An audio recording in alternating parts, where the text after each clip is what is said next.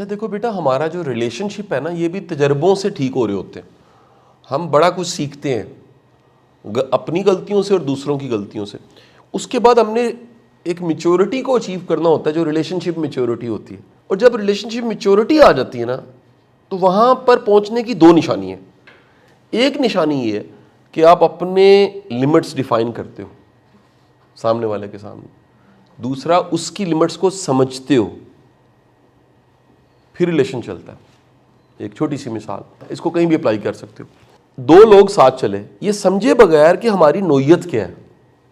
جب نوعیت ہی نہیں ایک دوسرے کی پتہ یا نیچر ہی نہیں پتہ, تو رولز نہیں بنیں گے. پھر ہم وقتی طور پہ ہمیں امپریس کر دیا کسی بھی چیز نے, ہماری دوستی بن گئی. یار یہ میرے کام آئی تھی, مجھے کتاب چاہیے تھی اس نے دے دی تھی, مجھے نوٹس چاہیے تھے اس نے دے دیے تھے, یا فلانے موقع پہ اس نے مجھے کہا تھا تمہارے پین کنگ ختم ہو رہی ہے میرے سے لے لو.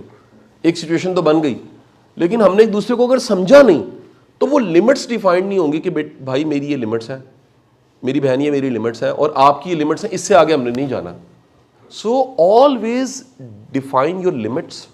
دی موسٹ امپورٹنٹ تھنگ جو میں اپنی بیٹیوں کو بھی بات کہتا ہوں, لرن اسرٹیونیس. شٹ اپ کہنا سیکھو, نو کہنا سیکھو. اگلے کو کہو بھائی یہ ٹائم نہیں ہے, تو رات 11:35 مثال ہے, تو آپ نے خود اپنی لمٹس بتانی ہے. ہم نے بتائی نہیں ہوتی تو لوگ ڈسٹرب کرتے ہیں. تو آپ آئندہ زندگی میں اس ایکسپیرینس سے جو سیکھا ہے اس کے رولز بنا لیں, اور نیکسٹ زندگی میں جب بھی ایڈ ہو کوئی, وہ رولز وہاں پر اپلائی کر دیں. کہ جس طرح ڈبل روٹی ایکسپائر ہوتی ہے, ریلیشن بھی ایکسپائر ہو جاتے ہیں, آگے نکلنا چاہیے. تو یہ زندگی میں کتنے لوگ آتے ہیں, کتنے چلے جاتے ہیں. ہاں اچھا ہی ہوتا ہے کہ ریلیشن بنے, اگر نہیں رہا تو خاموش ہو جائیں. لازمی نہیں ہوتا. اچھا کئی لوگوں نے نا, ان کو کسی نے گٹی ایسی دی ہوتی پیدائشی کہ لڑ کے چھڑنا ہے, ذلیل کر کے چھڑنا ہے.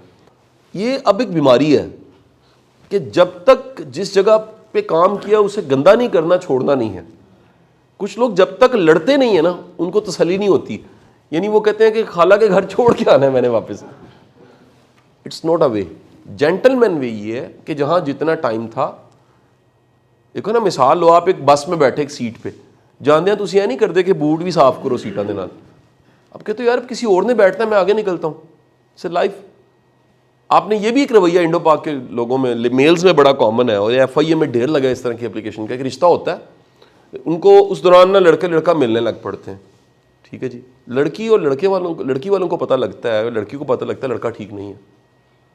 They start avoiding and they said sorry, رشتہ نہیں چل سکتا. وہ اس ٹائم کی جو ملاقاتوں کی تصویریں اور چیٹیں وہ پبلک کرنے لگ پڑتا ہے. نہ کھیڈاں گے نہ کھیڈن دیاں گے. یہ ہے ہماری قومی نعرہ, یہی اوپر سیاست میں چل رہا ہے, اور یہی کامن مین کا یہی پرابلم ہے. ہمیں یہ نہیں کرنا. سو جب بھی کبھی ایسے ہو سے سوری, اس کو فنش, کوئی مسئلہ نہیں, آگے چلتے ہیں. ہو گیا نئے رشتے میں چیزیں ٹھیک کر دو. لیکن میں پھر کہہ رہا ہوں, ڈبل روٹی ایکسپائر ہوتی ہے, رشتہ بھی ایکسپائر ہوتا. نارمل ہے, کوئی ایسی بات ہی نہیں. یعنی بڑے بڑے گوڑے دوست, بڑے بڑے جگری دوست جن کے ساتھ آپ نے بڑے اچھا ٹائم گزارا ہوتا ہے, ختم ہو جاتے ہیں رشتے. ہر ایفرٹ میں سے تو کچھ نہیں نکلتا نا جی. یہ لائف ہے, اس کو میری ضرورت تھی, مجھے اس کی ضرورت تھی, گزر رہی تھی. اب اس میں سے اور کیا نکلنا ہے, کیا سمجھ آئی جی. یعنی اگر فرض کریں کہ آپ ایک جہاز میں بیٹھے ہیں اور ایک فلائٹ نے کہیں لینڈ کرنا ہے, تو آپ اترنے سے پہلے کہیں یار جو میں نے اسے باتیں کی ہیں نکلا کیا اس میں سے. تو ہر چیز میں سے ہر چیز نکالی نہیں جا سکتی. سم ٹائم یہ ٹائم پاس ہو رہا ہوتا اور آپ نے آگے گزر جانا ہوتا. اور جی میرے پاس کیس آتا ہے جی کہ میری بیوی نے یہ کر دیا, میں کیا کروں. میں اسے پوچھتا رہے بچے کتنے, کہتا جی بچے اتنے. اپنی نوعیت بتا کے ہے, تیرا گھر کیسے چل رہا ہے. اچھا وہ بھی کما رہی ہے, تو بھی کما رہا ہے, پھر گھر چل رہا ہے. کمپرومائزز کیا تو نے کی, اس نے کمپرومائزز کیا کی ہوئے. اچھا مجھے سمجھ آتی پوری سٹوری میں بیوی کے کمپرومائزز زیادہ ہے. میں کہتا ہوں جی چھوڑی نہ اس کو تم. وہ کہتا نہیں اس نے حرکت ہی ایسی کر دی ہے. اور میں کہتا ہوں اللہ کے بندے حرکت کر دی ہے, میں نے تو دیکھنا ہے سچویشن کیا ہے, میں جرنلائز تو نہیں کر سکتا. کیا سمجھ آئی. اوور آل میں اگر وٹے گنوں تو بھائی اس کا وزن اس پہ احسان زیادہ ہے تیرے پہ. تو اس کے اتنے احسان ہیں اور ایک غلطی ہو گئی ہے, اور تیرے اتنے بلنڈر ہیں, اور تو پھر اس کو معاف نہیں کرنے کو تیار. تو معاف کر دے. کیوں, تیرا گھر بچ جائے گا. کیونکہ جب نیا بندہ بھی آئے گا تو نے کرنا یہی ہے. یعنی تو اس کو معافی دینے کو تیار نہیں ہے, حالانکہ 100 بلنڈر تیرے ساتھ ہیں. میاں بیوی کا جھگڑا ہے, ایک نے دوسرے کو مارا ہے.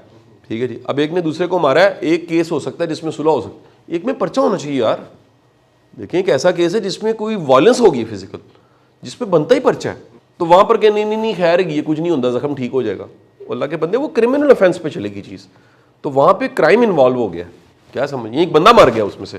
ہم کہ نہیں جی کاؤنسلنگ کرتے ہیں اور ہیپینس کی ورک شاپ جس نے مرڈر کیا اس کو اٹینڈ کرائیں تاکہ وہ بھی خوش رہے اور بعد میں مرے ہوئے کی فاتحہ بھی پڑھتا رہے.